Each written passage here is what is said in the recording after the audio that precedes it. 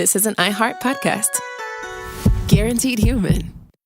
If audiobooks are your thing and you've been meaning to listen to more of them, you should check out a podcast called Earsay, the Audible and iHeart Audio Club, hosted by Cal Penn. Each episode spotlights standout audiobooks on Audible across all kinds of genres: sci-fi, comedy, romance, thrillers, and more, with Cal talking to guests who help break down what makes each story worth listening to. It's a fun, easy way to discover your next great audiobook. Check out Earsay on the iHeartRadio app, Apple Podcasts, or wherever you get your podcasts.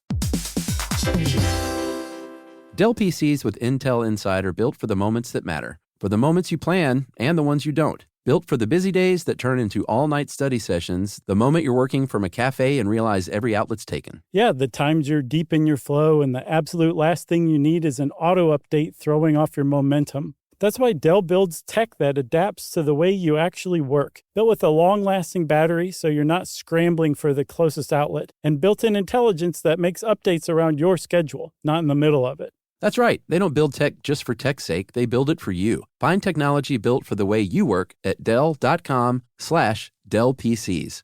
Built for you. Hey, everybody in the greater San Francisco Bay Area. We're also looking at you, Oakland. We are coming out to Sketchfest this year, again, for the second year in a row, and we are doing a rare Sunday afternoon jam. So that is Sunday, January 15th at 1 p.m. You can come see us live. And tickets are going to go fast, so go to sfsketchfest.com and just click on the little ticket links or look at the lineup and follow us there. And we can't wait to see everyone. It's one of our favorite cities to perform in. And go to sfsketchfest.com. Oakland, San Francisco. We will see you soon. Welcome to Stuff You Should Know from HowStuffWorks.com.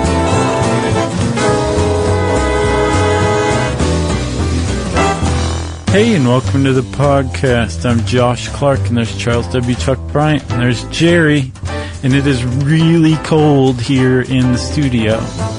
It is Election Day Part 2. Mm-hmm. We're recording on Election Day. That's right. Jerry's got on her pantsuit. Yeah. Which means that she's going to make America great again. That's right. She's got on her pantsuit and her hat that says "Make America Great Again." Yeah, she's very messages. confused. I early voted, so I wasn't out there today. Yeah. But I heard people saying like, "Oh, I want to wait till the real day because I get more out of that experience." It's like Christmas now. Well, I mean, it's not just one day; it's spread out over weeks. To each their own, of course. But when I early voted, there were plenty enough people there for me to feel like I enjoy voting. It's a fun experience, and it wasn't like I showed up early and they were just like, get in there and vote. No one, right. No one cares. Don't make eye contact. No, they had still a your fun grand old flag blaring on the speakers at the doorway and all that. Yeah, and hey, this is for the next election. I should have said this weeks ago. Thank an election volunteer. Okay. Just go up and say thank you to somebody. That's a lot of hard work, and they only make about $25 an hour. Get spit on a lot? I imagine it's not fun in a lot of precincts. Sure. And anyway, the good people doing good work. And that's all. Nice job I have to say about that. You ready? So let's talk about Frostbite. Yeah. When you were standing in line for early voting, was it cold out? No, it was late October, so it was very, very hot. Like 100 degrees. Yes. Well, you're very lucky that it wasn't cold out, because had it been very cold out, Chuck, and had you been wearing what you're wearing now, t-shirt, and MeUndies. Yeah. And that's it? That's it. And tennis shoes. Yeah, well, yeah. That's a terrible look. Uh-huh. You would have been a likely candidate for frostbite, depending on the temperature. Yes, and arrested. Yeah. Perhaps. Yeah, probably. It depends on how cool your election volunteer was. Yeah. So here's a little tip. If you're looking into frostbite for one reason or another. Oh, I know what you're going to say. Don't look at images of frostbite. Yeah. No need. Yeah, I like them. Yeah? It's like they're like balloon animals. Yeah. And we're not making light, because this is something that affects people to the point of amputation. Yeah, it definitely can. But you don't need to go look at the pictures of blackened toes and blistered fingers and things. But It's if you do, really gross. and you want to cope with the horror, just pretend again that they're balloon animals. Okay? All right. So, have you heard of this dude, Rulon Gardner? I had not until this. So he was a wrestler, and I'm not surprised you hadn't heard of him, especially if we were talking in the 90s, because he was virtually a nobody. Yeah. He was a professional Olympic level wrestler. Greco-Roman. Right. Of course. But he was, not like WWF Olympic wrestling. Yeah, they should do that. But, more like, Team Foxcatcher style wrestling, right? Sure. Okay. But in the 2000 Olympics in Sydney, this guy came out of nowhere. He'd never placed like higher than either 4th or 5th, I think. Mm-hmm. And he came out of nowhere in the 2000 Olympics and won the gold. He became like the reigning world champion of Greco-Roman wrestling. Yes. Right? Of his weight class. And he was just this cool, nice farm boy from Wisconsin. No, from Wyoming. Yes. Okay. And a couple years after his big win in the Olympics, he was snowmobiling out around his house, I guess. And he got stuck up there in like a 17,000 foot elevation mountainous area. 10,000, but close enough. Still pretty high. And it was cold out. It was. I mean super cold, Chuck. 80 degrees below Fahrenheit. That's crazy. Negative 62 degrees Celsius. And he's stranded. Like, he's out there. Yeah. So when you're like this, unless you have prepared to spend an extended amount of time outdoors in that weather. Even if you have sometimes. Yeah. You know? But if you haven't, you're in big trouble. Yeah. You're probably going to die. At the very least, you're going to get some serious frostbite. And that's all that Rulon Gardner ended up with was serious frostbite. And there actually, he's a really good example, as we'll see, of how a person or why a person could survive in that kind of weather. Yeah. And just get frostbite. And why it wasn't worse. He lost a toe, right? Yeah, he did. Not bad. No, not bad for being out there for, was it 17 hours? Yeah. In negative 80 degree Fahrenheit. I'd be like, just the moment I stepped outside, I'd just fall over and die. Right. I wouldn't even make it onto my snowmobile. They're like, Josh, you can probably make it. And you're like, no, leave me. You're still in the living room. So, he actually came back and won a bronze with the toe missing. Yeah, missing a toe. Pretty good. Yep. And I saw he was on that Biggest Loser show. I think he gained a lot of weight. So if it was fat, that's not good for frostbite. If it was muscle mass, it's like Mr. Frostbite Fighter. I think he put on fat weight and went on the Biggest Loser, and I think perhaps lost that weight. Huh. Good for him. Yeah. Boy, he's just a winner all over, isn't he? Sounds like it. So, frostbite, it turns out, is not an extensively studied malady. It's called a cold weather injury, right? Yeah. Cold temperature injury. Yeah, it's not tracked very well either. No, and up until the reason why is because up until about the 50s, if you got frostbite, you were probably a soldier. That's where most cases of frostbite came from. We're from the militaries around the world. Yeah, you were a cross-country skier or a soldier. Right. And then as cross-country skiing got more popular, and then downhill skiing gained popularity, and then snowboarding came along, and outdoor winter sports increased, and mountain climbing's another big one too, incidents of frostbite went up as well. So it was really in just the last few decades that frostbite's really become a lot more prevalent. It's become like significantly prevalent, but it hasn't, it's just our understanding of it isn't as widespread as you would think. Yeah, it says in here 10% of casualties, American casualties in WW2 in Korea were frostbite. Yeah. Isn't that crazy? And a lot of those I saw were high altitude frostbite cases where they were up in a plane and the plane wasn't insulated enough. So interesting. Poor guys just got frostbite. Wow. Yeah. Cold weather injuries, and this includes frostbite and other stuff. This says that men between 30 to 49, it's most common. And it just makes sense. It says they're more likely to be the ones engaging in these kind of outdoor extreme temperature activities. Okay. Tell that to Peekaboo Street. Yeah, that's what I say. And then, of course, if you live in a warm or hot weather country, and maybe you're a soldier or something, then you're going to be more likely to get frostbite. Yeah, so apparently if you are of African descent, Arab descent, or Pacific Islander descent, you are likelier to get frostbite than like a Caucasian or an Asian person. And that's because of what your body's used to? They don't know. No one's ever said.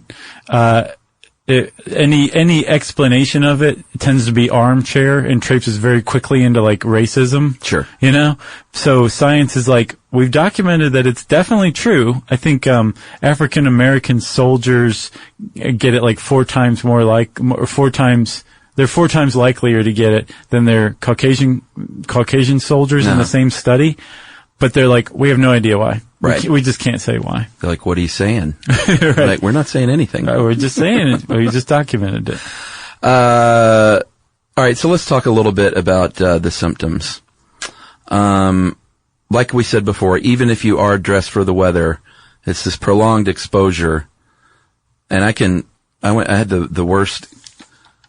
What's the worst cold weather experience of your life? Do you remember? I do. All right. Well, let's share these real quick. When I was 4, maybe 5, I had this pair of cowboy boots that I loved. And I'd gotten them when I was maybe 3. Well, you start to grow significantly between 3 and 4 and 5. So I'd outgrown the cowboy boots. But my parents had neglected to buy me replacement cowboy boots. Yeah. And had neglected to take away the ones that were now too small. So I went outside and I wanted to wear my cowboy boots, but I couldn't wear socks with them or anything. And it is the middle of winter in Toledo. Like I'm sliding around on ice in my cowboy boots with no socks. And I got home and I lost 3 toes. I didn't lose the toes, but everything else that was my first brush with the concept of frostbite. Yeah. Because my mom was like, you could have gotten frostbite. Like you're a dumb kid. Yeah. That was a really eye-opening experience for me. I went to a Cleveland Browns game a few years ago. Oh yeah, I'll bet that was cold. In Cleveland. Yeah. Possibly the most miserable sporting event not possibly. I've never understood why. Far and away. Yeah. Why what? Why people do that to themselves. Well, they wear like a badge of honor in those cold weather states. I guess. You know, like, Green Bay? Yeah, they love that stuff. Yeah. I don't know if they really love it or if they've all gotten so used to dealing with it that that's their way to deal with it is by putting down people who don't have to deal with it. Right. Like, they'll come to Atlanta and it'll be like, 28 degrees, which is cold. And they're just wearing like, a Speedo. Oh, this is like summer to us. Sure. Like, no, it's below freezing. Like, and no matter who you are. You Packer fan. Anyway, the Browns-Dolphins game of a few years ago was truly miserable. It was, that stadium in Cleveland is right next to the lake. And the wind just whips off that water into the stadium. Man. And I remember walking in there thinking like, man, I am toasty. I'm going to be just fine. I was layered like 8 layers deep. Yeah. I had pocket warmers. Right. Like this, I've got this. And as the game went on, just slowly and slowly and slowly, it just started to creep in through all those layers. And I'm talking long johns, thermals, sweatshirts, sweaters, hoodies, and like the big parka. It sounds like you did everything right. I did everything right, and it still just cut through, and by the end of the game, my internal core was freezing. Right, and that's the big problem, right? Because frostbite is your body's natural response to staving off hypothermia, which is an even bigger problem. Yeah. You're not going to die from frostbite because there's only certain areas of the body and they're really ultimately not that important to keeping you alive. But hypothermia, that's the money problem, right? That's the one that's going to kill you. Yeah. Because with hypothermia, your core temperature drops and you end up freezing to death. Yes. Frostbite is your body's reaction to that. And what it does is I don't want you to freeze to death. Right. You dummy, why don't you go? This one's on TV. It's not even blacked out. Like, go watch it on TV, dummy. But we can lose a toe. Right. And that's fine. It'll be a badge of honor. You can go to Green Bay with that thing. So your body says, all right, fine. We'll lose a toe then. I'm going to stop sending blood to your extremities, including your toe, and I'm going to save it for your core. That's right. And it's not like your core needs more blood at that point, but when your blood goes out to like your skin and your fingers and your arms and your ears and your nose and your penis, you can get frostbite on your penis. Did you come across that? What do you mean come across it? At the Browns game? In your research. Did you see that? No, I didn't. You can, right? Well, that's definitely not something I will Google. So when blood goes out to these extremities, it's being exposed to that cold air more, whereas if it stays circulating in the core, then it's able to just keep the core warm because the blood's not getting cold and coming back into the core and robbing the core of its warmth to reheat the blood. I would hope that your wee-wee is close enough to your core. I saw amongst joggers, it can be a real problem. Oh, well, that's because they're wearing those little dolphin running shorts. Right. Yeah. In Green Bay.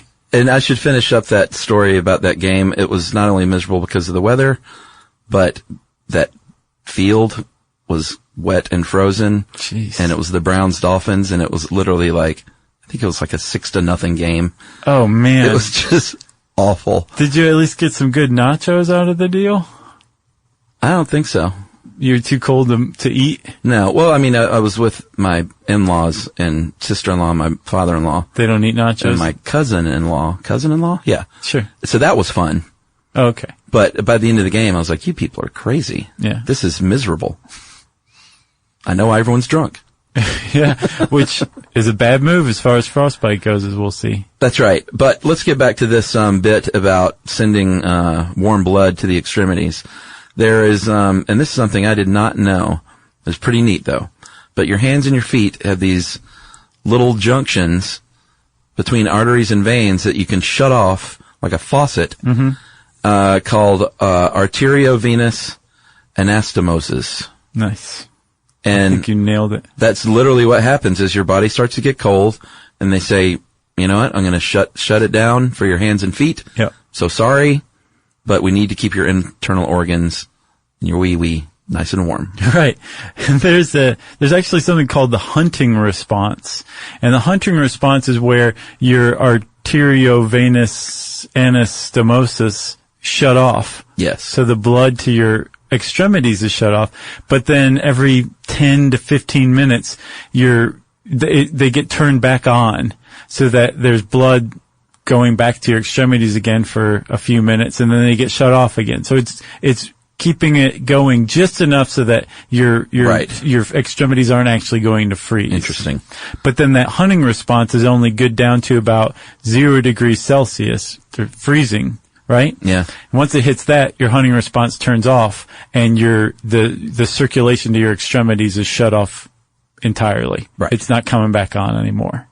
Yeah, and at this point, your skin is literally freezing between the space between cells. Ice crystals are forming. It's going to dehydrate the interior of those cells and damage that tissue, and you're in bad shape at that point. Yeah, because ice crystals are literally forming in between your cells, right? And if that damages the cells, that's bad enough. Yeah. But when ice is forming, as anybody knows, ice is less dense than water, right? And as it forms, it takes that water and sucks it up. And since cells love homeostasis, they want to regain that balance of solution between the outside of the cell and the inside of the cell. So water's drawn out of the cells. That stuff freezes too. Yeah. And all of a sudden your cells are dehydrated, and the stuff in between them is ice crystals. So it's a bad jam in there. And we'll get further into the cells after this.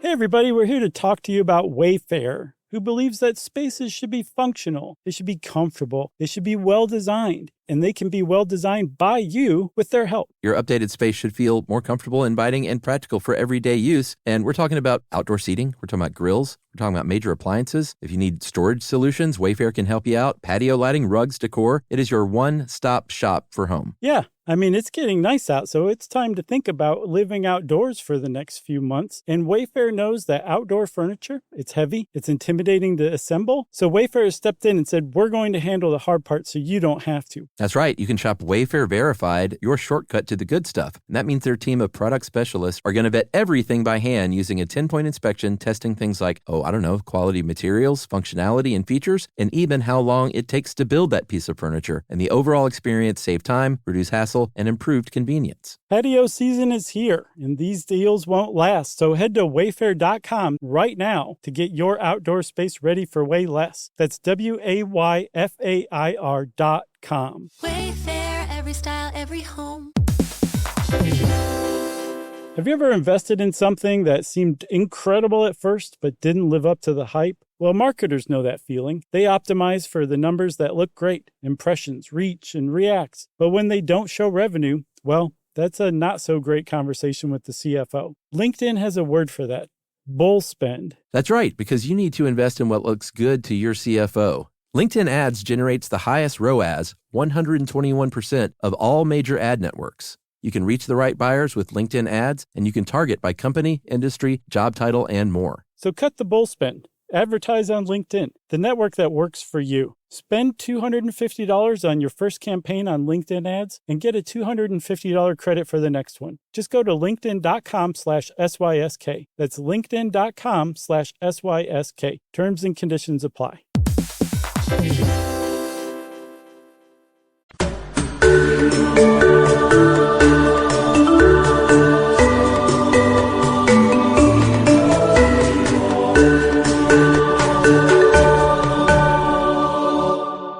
So, Chuck, the extracellular matrix is frozen into ice crystals. Your cells are dehydrated. Bad news.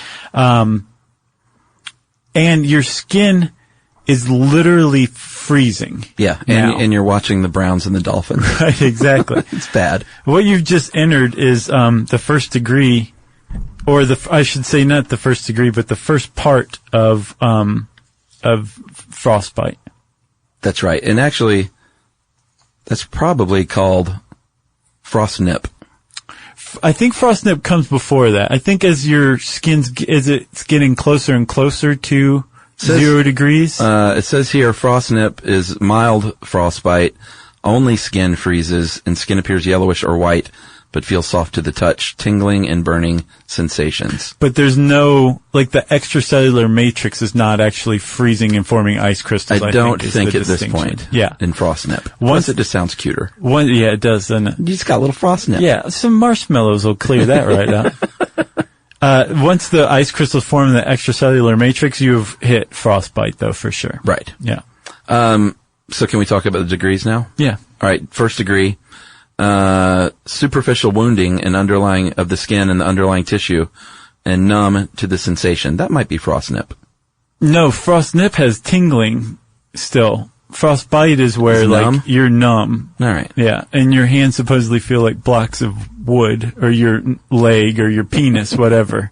Whatever is being frostbitten. And it's horrible. Feels like a heavy block of wood. Second degree, still superficial. Just like you don't want to hang around it. It's not very deep in conversation. It's very superficial. And the skin blisters and the tissue freezes.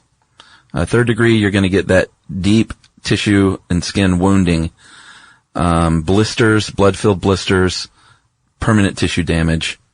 And then finally, fourth degree, no good at all. No. You're going to lose a digit or a limb because of all the dead tissue. Yes. Severe tissue damage. Yeah. Like, you're almost certainly going to result in amputation because you've got necrosis, you've got cellular death. Yes. Like extensive cellular death. When those things get dehydrated and cut up by the crystals, the ice crystals, they're toast. No coming back. No. And it's even worse, it turns out, when it freezes and then thaws and then refreezes. Yeah, I did not know that. And it makes sense though, because like you've got the initial damage from those ice crystals that form, and then they thaw, and then they form new ice crystals and do even more extensive damage. Yeah. It would make sense that your cells would be like, you had one shot. You blew it, if you thawed and then refroze. Who does that? Yeah, it's like skunky beer. Yeah.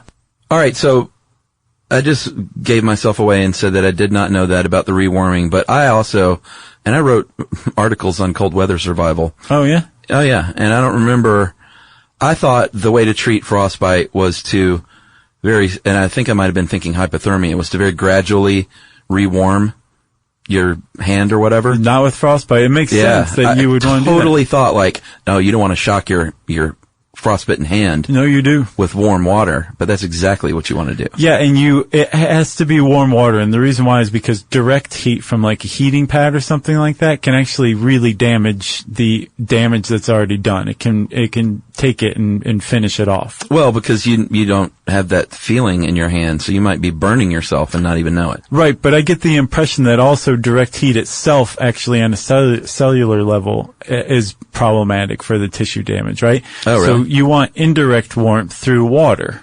Oh, interesting. And you plunge your hands, let's say, so I keep going to hands because I think that's probably the most... hands and feet, probably. Sure.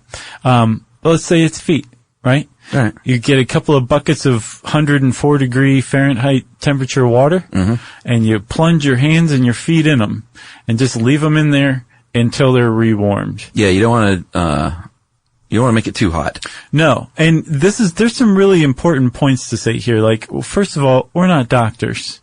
No. We're not lawyers either, but we know enough to say that we're not doctors. That's correct.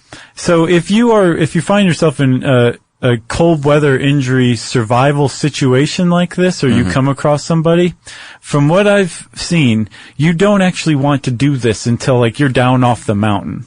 Well, yeah, because of the whole thing with thawing and refreezing. That's one part of it. It said like don't start this process unless you know you can complete it. Right. And unless that you know that it's not going to freeze again. Yeah. Because you got the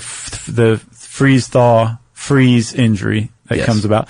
But also one of the other things you're going to find is that, like I was saying earlier, your extremity that's frostbitten, once it thaws, it's going to resemble a balloon animal very quickly. Yeah. And if you're hiking out of a mountain area, somebody came to get you finally. A ravine, let's say. Sure. You're actually better off walking out on your frostbitten feet than you are rewarming them and trying to walk out on those, because they're going to just balloon up and you will not be able to walk on them afterward. At the very least, if they're frostbitten, you can't feel them and they're not swollen. But part of the thawing process is what's called perfusion or reperfusion. And there's something called a reperfusion energy where blood and oxygen comes back to the site. Yeah. And it actually leads to inflammation, and the tissue damage from the body going back to its normal processes can actually make the whole thing way worse.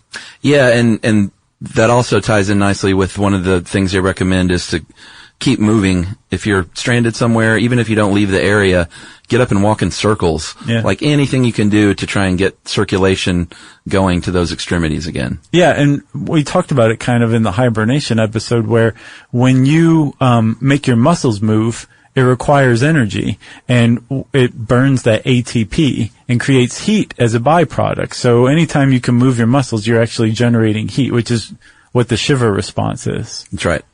One thing that they said in 2007, though, was an issue in Archives of Surgery, that hot publication. They said that they had some pretty good results, promising at least, from a study about anti-clotting agents, like blood thinning agents, to help that blood flow. But I don't know where that's gone since then, and it said that not everyone's a candidate for that. And, this is something that you would obviously not have if you were out there trying to survive. This is something you would get maybe in the emergency room. Sure, right. And the other big thing is infection. After you've rewarmed that tissue, infection is a big problem waiting to happen. Huge problem. Like you're a prime candidate for tetanus. Yeah. When your feet swell, the skin can very easily crack. your toe can just fall off and you don't have to worry about amputation anyway, right? Oh man. And again, a lot of this is what's called a reperfusion injury.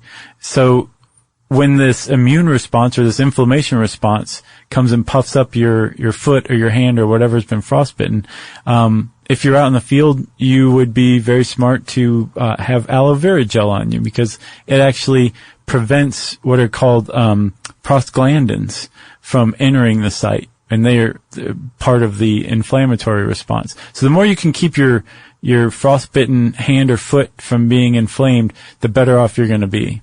Another thing that you're not supposed to do, and it says here the thing that you've seen in movies where you clap your frozen hands together.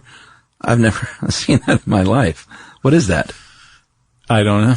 I don't know what that is. That was like the Karate Kid, I think, is the movie they're referencing. Maybe.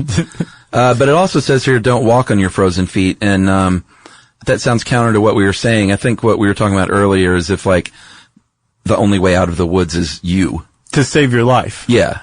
Yeah. But if you've got, like, rescue people. Oh, yeah, don't walk. Yeah, yeah. If you got people that'll carry you down a mountain. Yeah, yeah. Go with that. Exactly. I think what this guy was saying was, if you are up on a mountain, and the person needs to walk down, you probably shouldn't start the thawing process, because they're not going to be able to walk after their feet are thawed, because they're going to balloon up. Gotcha. All right. Well, let's take another break, and we'll talk a little bit about prevention right after this.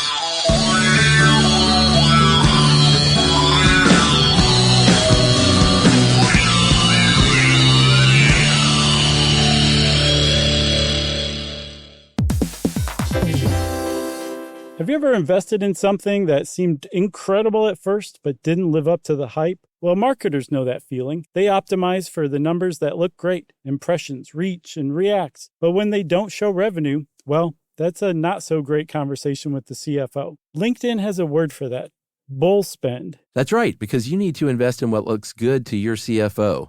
LinkedIn Ads generates the highest ROAS, 121% of all major ad networks. You can reach the right buyers with LinkedIn Ads, and you can target by company, industry, job title, and more. So cut the bull spend. Advertise on LinkedIn, the network that works for you. Spend $250 on your first campaign on LinkedIn Ads and get a $250 credit for the next one. Just go to linkedin.com/SYSK. That's linkedin.com/SYSK. Terms and conditions apply.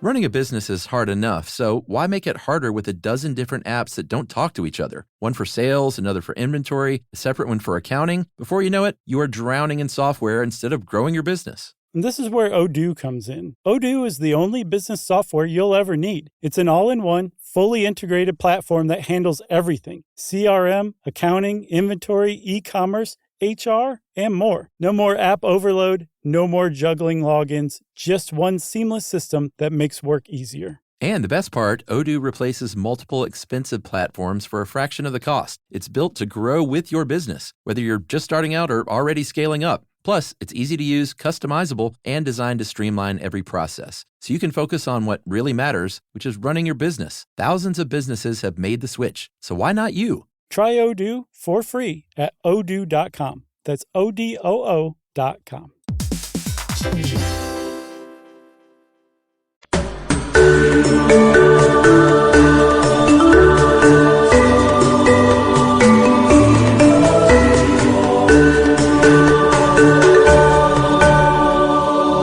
All right, stay out of the cold. Yep. The end. That's the prevention. It literally says that in our own article. That's obviously the common sense thing to tell people, but if you were a hobbyist, an outdoor, cold weather hobbyist, right, you're going to be out there. Or if you're a reindeer herder. Well, that's what I'm saying. You might have a job too, though. Sure. You're a mail carrier or roadworks. Reindeer herder. Reindeer herder, Christmas tree farm. The oil industry has a lot of frostbite. Sure. Yeah. I could see that. So there's a lot of industries, obviously, where you're forced to be out there, and hopefully you're being taken care of through the company you work for. But you should also take care of yourself by layering, like we talked about. Yeah.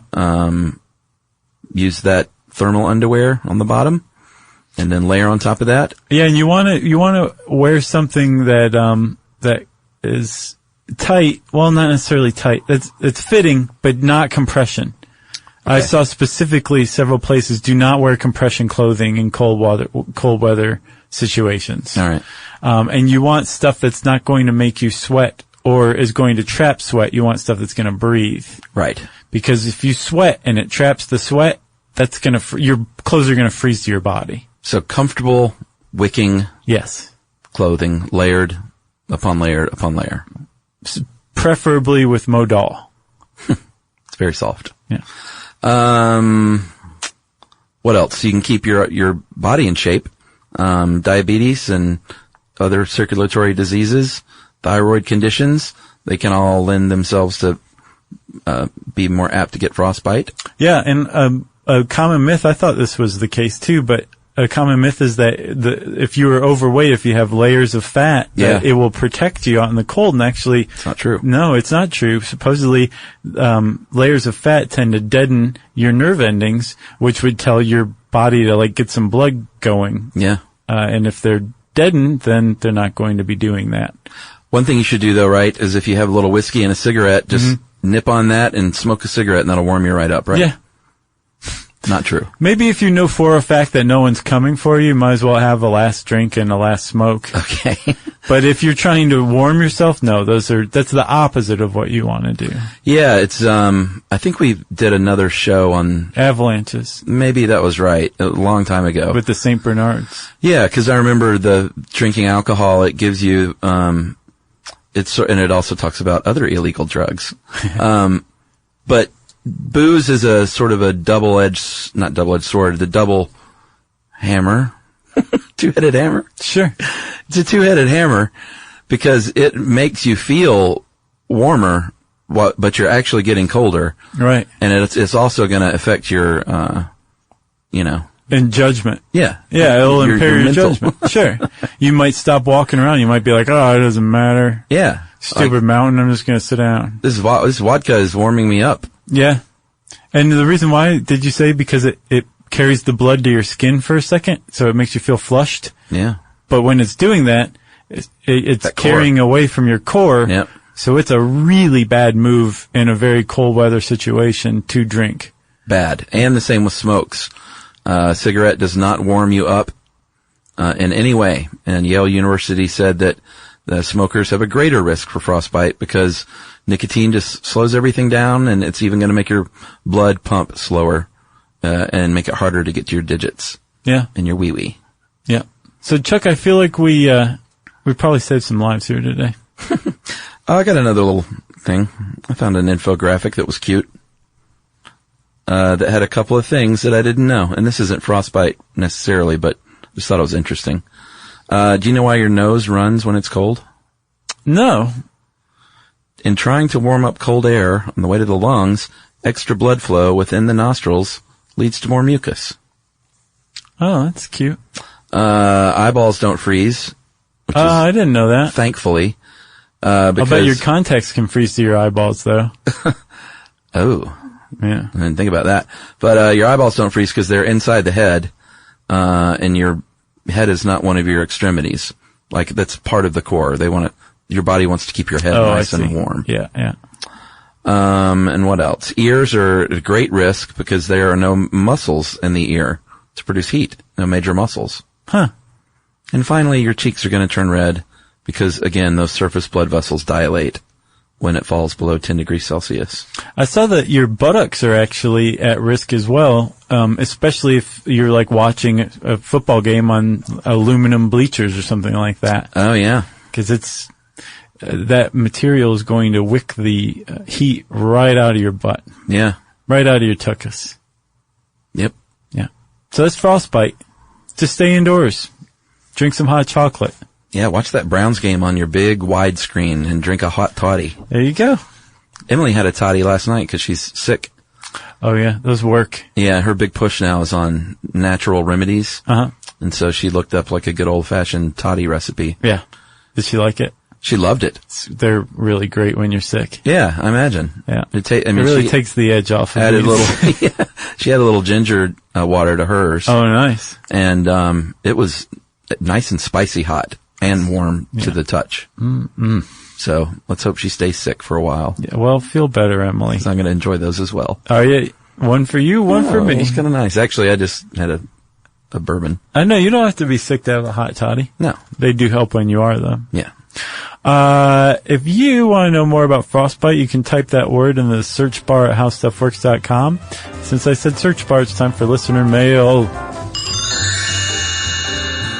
I'm going to call this ham radio, I guess. Okay. Oh, burglar tape. Oh, yeah. Hey guys, a big fan of the podcast. I was excited to share some knowledge from my area of expertise. In the ham radio, you mentioned burglar tape. I've worked in the electronic security and fire protection industry for 16 years. I can remember my first exposure to burglary tape. Back before motion detectors and acoustic glass break detectors, burglar tape was used to trigger an alarm if a window was broken. Isn't that what we figured, or was it? Yeah, I think so. It is essentially a thin foil tape that was glued to a window using a clear liquid glue. The tape was applied around the perimeter of the window, directly on the glass. The foil tape would then be tied down to a 2-wire circuit at one of the corners of the window frame. The foil completed the circuit, so if the foil was severed from the window breaking, the circuit would open and initiate an alarm. Technology has left burglar tape behind, as there's much less invasive means to detect a window breaking today. But as far as being a ham radio antenna, makes perfect sense. Nice. That is from Josh Hines. Hey, Josh. All right, fellow Josh. Way to go. If you want to get in touch with us, like Josh did, you can tweet to us at Josh Clark or at SYSK Podcast. You can hang out with Chuck at Charles W. Chuck Bryant on Facebook and at facebook.com/stuff you should know. Send us an email to stuffpodcast@howstuffworks.com. And as always, join us at our home on the web, stuffyoushouldknow.com.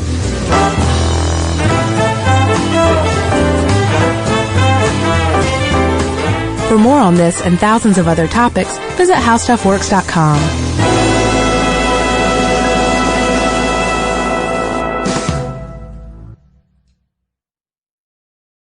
Mom, can I have Lingo Kids? Dad, Lingo Kids, please! When did we become the Lingo Kids house? No idea. Last week it was dinosaurs. This week it's... Lingo Kids! Why Lingo Kids? Because it's the best thing ever. We can play games with astronauts, wild animals, and superheroes. With more than 4,000 interactive games, songs, and shows, Lingo Kids is the #1 entertainment platform for young kids. So, no dinosaurs? And dinosaurs! Lingo Kids! Everything kids love. Download it for free.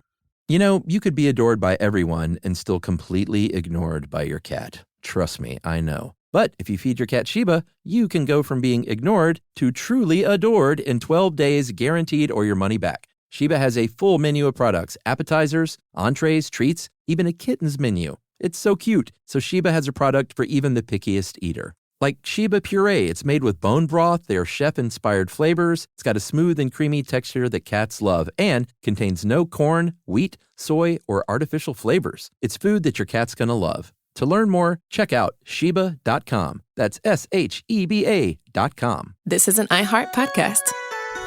Guaranteed human.